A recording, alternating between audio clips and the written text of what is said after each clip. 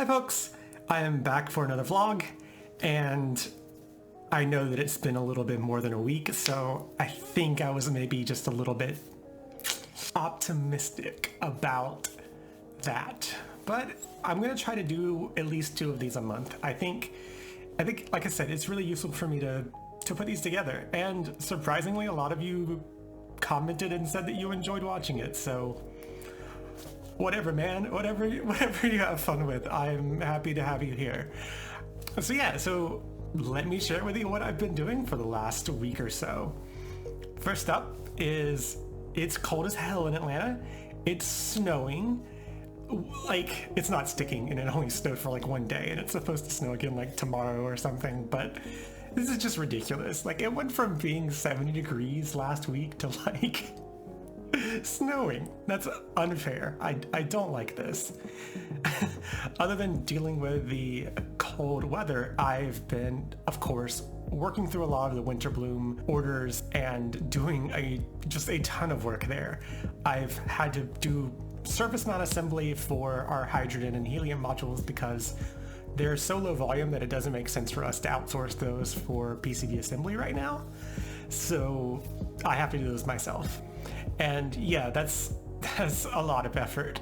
But I did it, and I also had a chance to use the nice text fixture that I showed you guys in the last episode, which let me just run through and test all of those hydrogen and helium in no time. It was so awesome to be able to have such a well-optimized part of my workflow. So I'm really happy with that. I've also been putting together Speak to Me's, which is our little speaker module.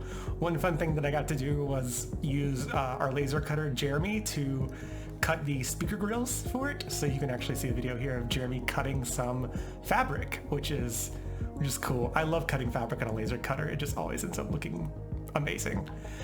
And I've, of course, been building more caster and pollexes. Specifically, I've been building about 60 of them.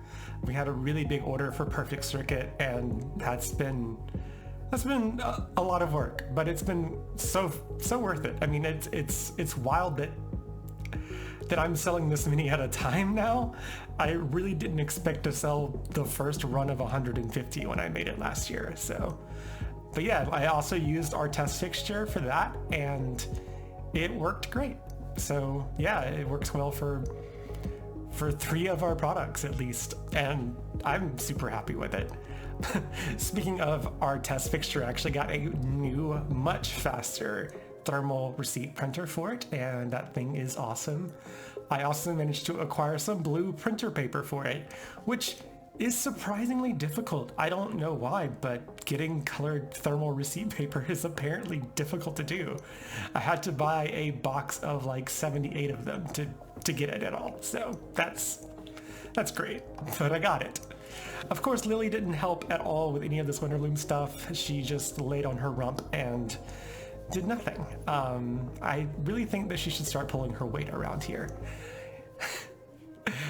So, beyond Winterbloom stuff, let's talk about the other stuff. So, last week I mentioned pin plotting, and I showed you guys where I had turned my lovely 3D printer, my Prusa Mini, into somewhat of a plotter, a very weird plotter. So I really wanted to build an actual standalone plotter because I didn't want to keep using my 3D printer for that, but also I just wanted to build one. It sounds fun. So yeah, let's build a pen plotter. So I actually found this great video from DIY Machines, and I'm gonna put that in the description below, where he puts together a mostly 3D printed pen plotter, and it's well designed. It works okay. I just didn't like it. I went through the whole build process, and towards the end I started running into just some annoyances that ended up with me just not wanting to continue with that project.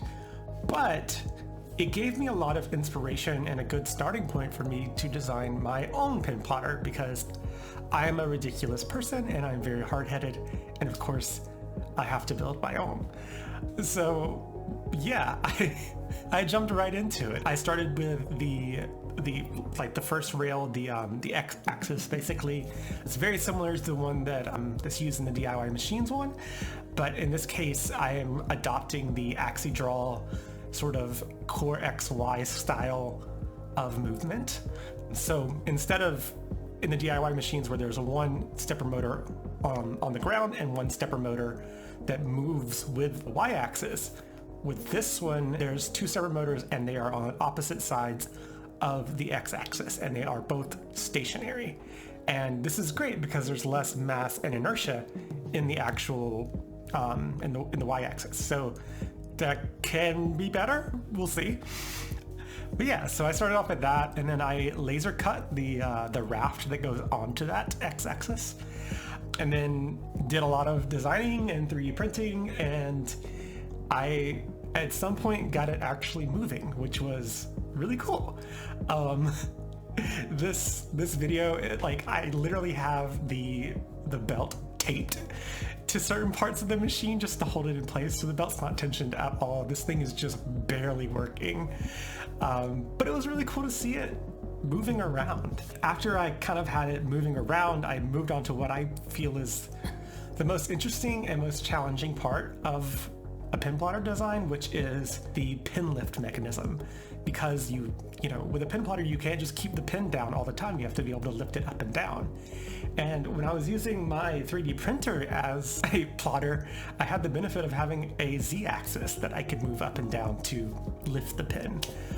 But I don't have that anymore with this plotter design. So I toyed around with a bunch of different designs. One of them was very similar to the AxiDraw, where it's a sliding mechanism that slides up and down.